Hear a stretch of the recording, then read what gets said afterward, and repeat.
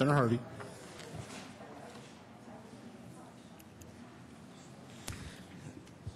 Thank you, Mr. President.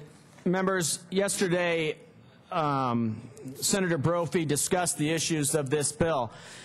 This money is tied to federal tax dollars that are part of the stimulus package. Part of the strings that is associated with these federal tax dollars is that all of these projects now have to abide by the Davis-Bacon labor union requirements and the environmental requirements. When there's one project specifically here in the Denver metro area that had gone out to bid before these shackles were tied to these water projects, that went out and the bid came back and they were about to move forward with the project.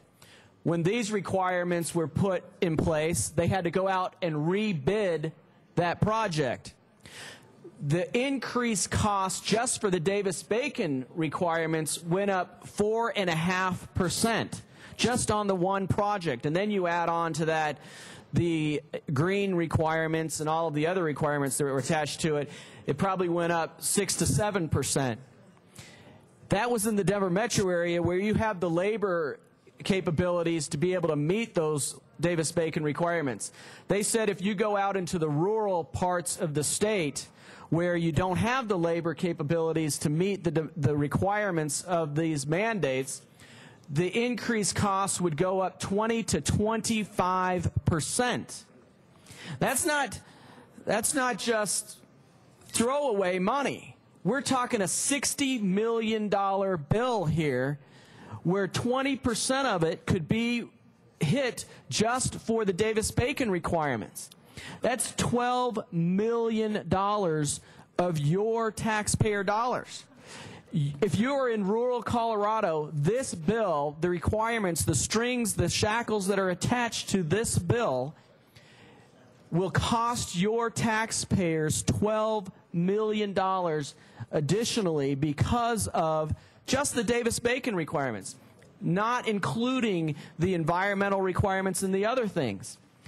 You could have a $15 to $16 million tax increase to your constituents if you live in rural Colorado to fund this program.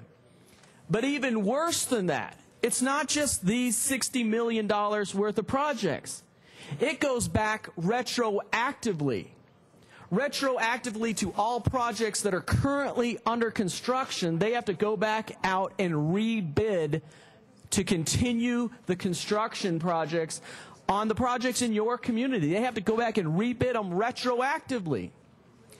This is such a violation of contract law. It's such a violation of the Constitution, in my opinion, that several states across the country, including Colorado, are suing the federal government because of the strings that are attached to this bill that we're voting on. Our state is suing the state because of the strings that are attached to this bill. So we're being asked to vote for this bill. At the same time, we're suing the federal government because of this bill. At a time, let me read from you the Council of Infrastructure Financing Authority, which is the association for the nation for funding these programs.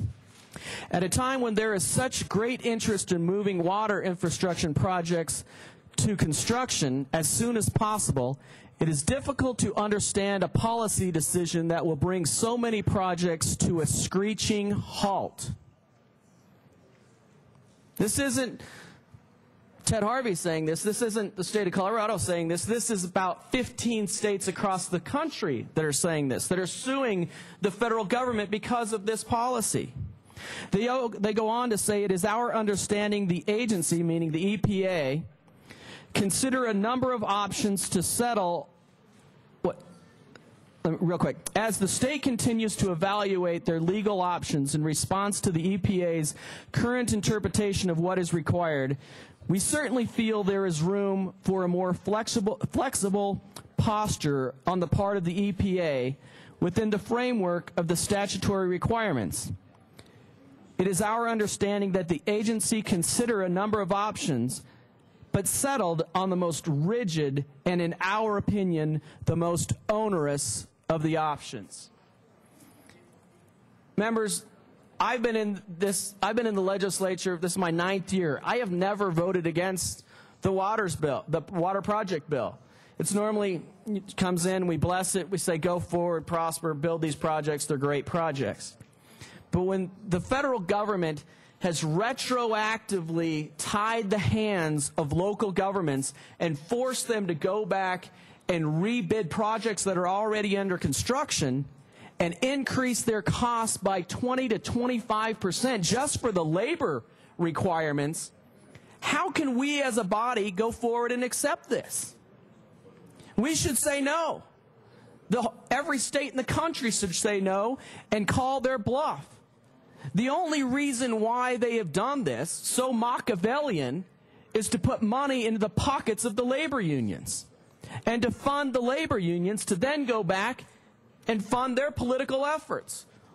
Why would we as a state be a party to the Obama administration's efforts to roll the states across the union? This is ridiculous.